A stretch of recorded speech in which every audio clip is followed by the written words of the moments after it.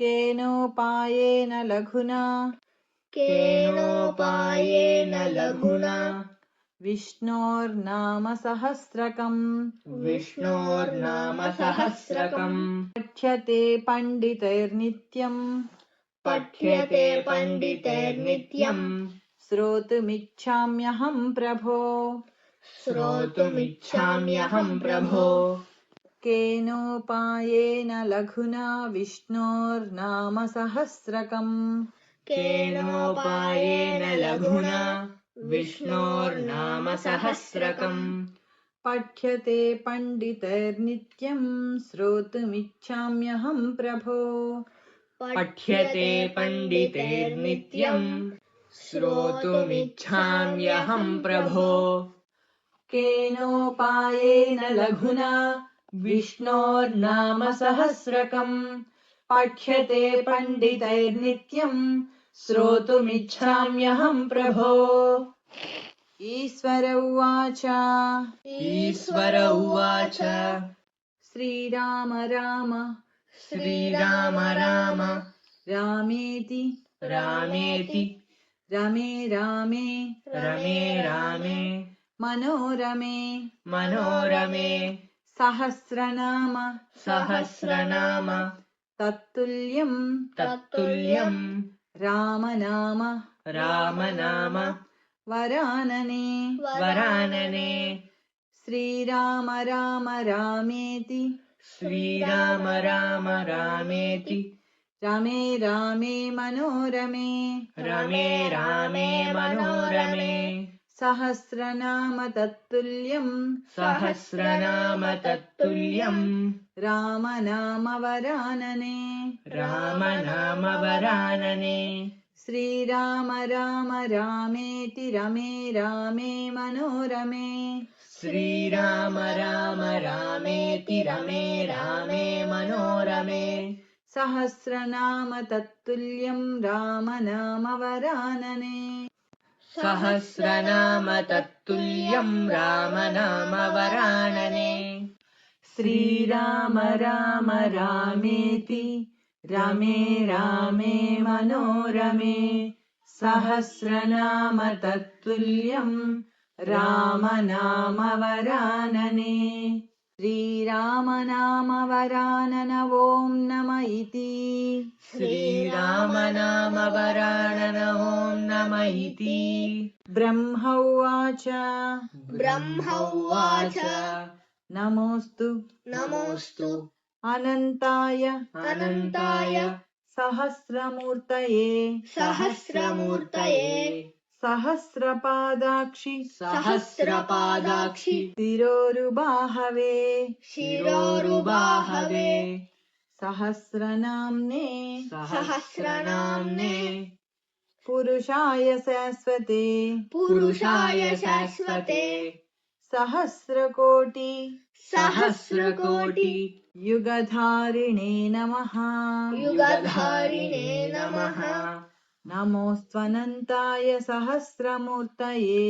नमोऽस्त्वनन्ताय सहस्रमूर्तये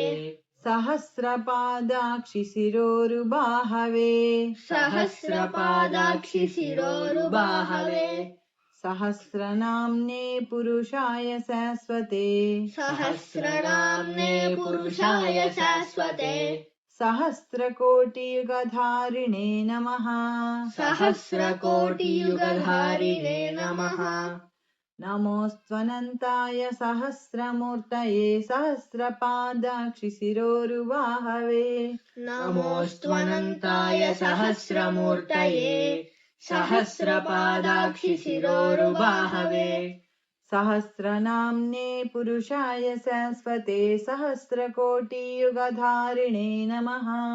सहस्रनाम्ने पुरुषाय शाश्वते सहस्रकोटियुगधारिणे नमः नमोऽस्त्वनन्ताय सहस्रमूर्तये सहस्रपादाक्षि शिरोरुबाहवे सहस्रनाम्ने पुरुषाय शाश्वते सहस्रकोटियुगधारिणे नमः श्रीसहस्रकोटियुगधारिणे नम ॐ नम इति श्रीसहस्रकोटियुगधारिणे नम ॐ नम इति। सञ्जय उवाच सञ्जय उवाच यत्र योगेश्वरः कृष्णो यत्र पार्थो धनुर्धरः तत्र श्रीः विजयो भूतिर्ध्रुवा नीतिर्मतिर्मम यत्र योगेश्वरः कृष्णो यत्र पार्थो धनुर्धरः तत्र श्रीविजयो भूतिर्ध्रुवा नीतिर्मतिर्मम यत्र योगेश्वरः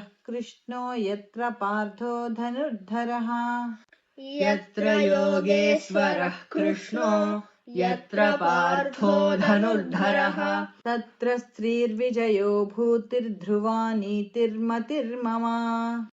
तत्र श्रीर्विजयो भूतिर्ध्रुवा नीतिर्मतिर्मम यत्र योगेश्वरः कृष्णो यत्र पार्थो धनुर्धरः तत्र श्रीर्विजयो भूतिर्ध्रुवा नीतिर्मतिर्मम श्रीभगवानुवाच अनन्याः चिन्तयन्तो माम् ये जनाः पर्युपासते तेषाम् नित्याभियुक्तानाम् योगक्षेमम् वहाम्यहम् अनन्याश्चिन्तयन्तो माम् ये जनाः पर्युपासते तेषाम् नित्याभियुक्तानाम् योगक्षेमम् वहाम्यहम् अनन्याश्चिन्तयन्तो माम् ये जनाः पर्युपासते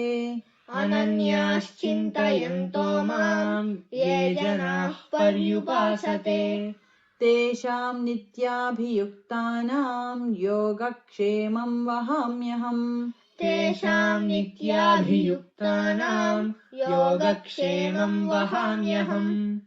अनन्याश्चिन्तयन्तो माम् ये जनाः पर्युपासते तेषाम् नित्याभियुक्तानाम् योगक्षेमम् वहाम्यहम् परित्राणाय साधूनाम् विनाशाय च दुष्कृताम् धर्म संस्थापनार्थाय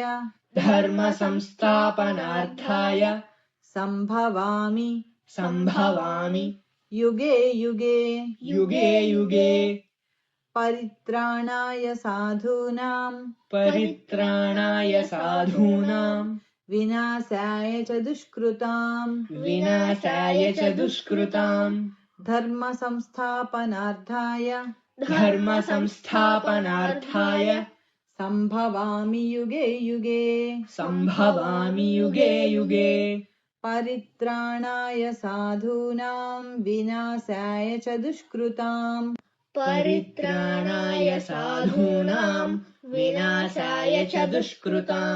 धर्म संस्थापनार्थाय संभवामि युगे युगे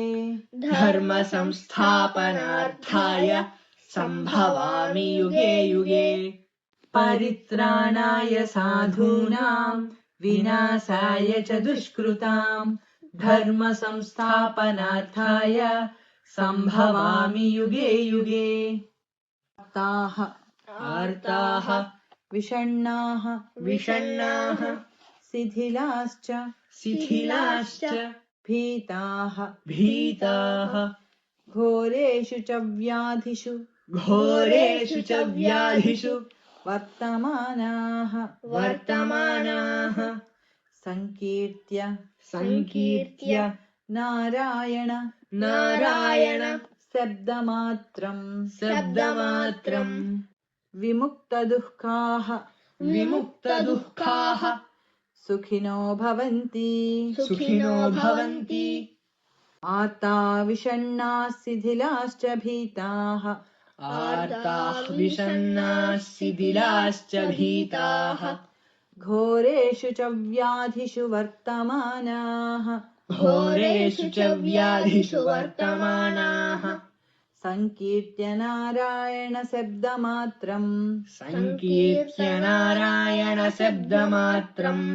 विमुक्तदुःखाः सुखिनो भवन्ति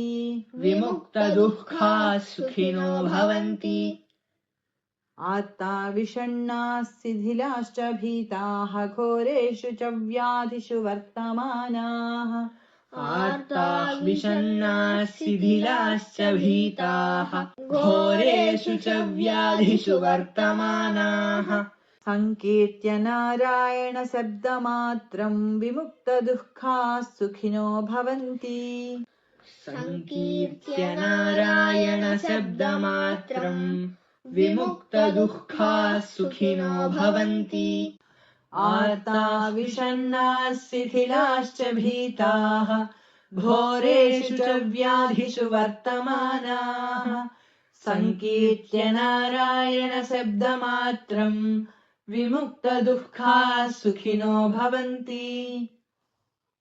कायेन वाचा मनसेन्द्रियैर्वा बुद्ध्यात्मना वा प्रकृतेः स्वभावात् करोमि यद्यत् सकलं परस्मै नारायणायेति समर्पयामि कायेन वाचा मनसेन्द्रियैर्वा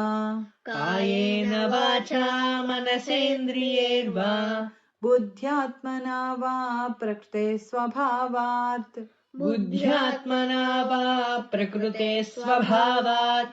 करोमि यद्यत् सकलं परस्मै नारायणायेति समर्पयामि कायेन वाचा मनसेन्द्रियैर्वा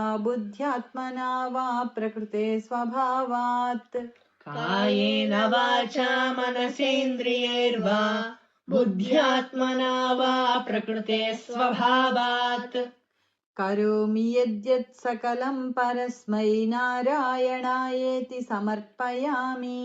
करोमि यद्यत् सकलं परस्मै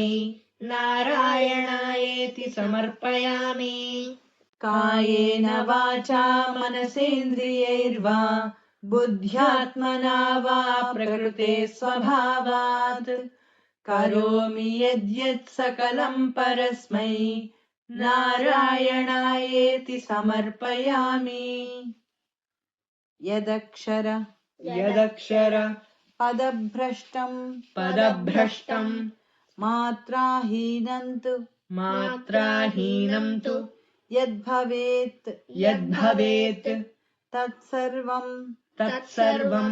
क्षम्यताम् देव नारायण नमोऽस्तु ते यदक्षरपदभ्रष्टं मात्राहीनं तु यद्भवेत् तत्सर्वं क्षम्यतां देव नारायण नमोऽस्तु ते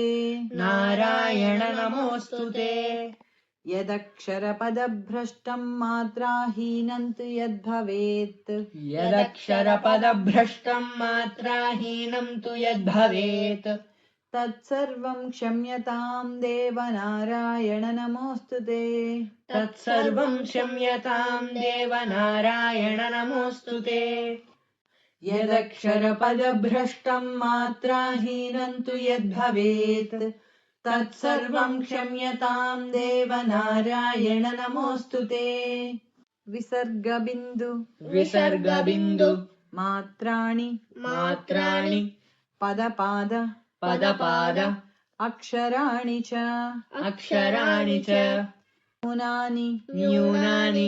चातिरिक्तानि चातिरिक्तानि क्षमस्व क्षमस्व पुरुषोत्तमः पुरुषोत्तमः विसर्गबिन्दुमात्राणि विसर्गबिन्दुमात्राणि पदपादाक्षराणि च पदपादाक्षराणि च न्यूनानि चातिरिक्तानि न्यूनानि चातिरिक्तानि क्षमस्व पुरुषोत्तमः क्षमस्व पुरुषोत्तमः विसर्गबिन्दुमात्राणि पदपादाक्षराणि च विसर्गबिन्दुमात्राणि पदपादाक्षराणि च न्यूनानि चातिरिक्तानि क्षमस्व पुरुषोत्तमः न्यूनानि चातिरिक्तानि क्षमस्व पुरुषोत्तमः विसर्गबिन्दुमात्राणि पदपादाक्षराणि च न्यूनानि चातिरिक्तानि क्षमस्व पुरुषोत्तमः इति श्रीमहाभारते श्रीमहाभारते शतसहस्रिकायां संहितायां वैयासिक्याम् अनुशासनपर्वणि मोक्षधर्मे श्रीभीष्मयुधिष्ठिरसंवादे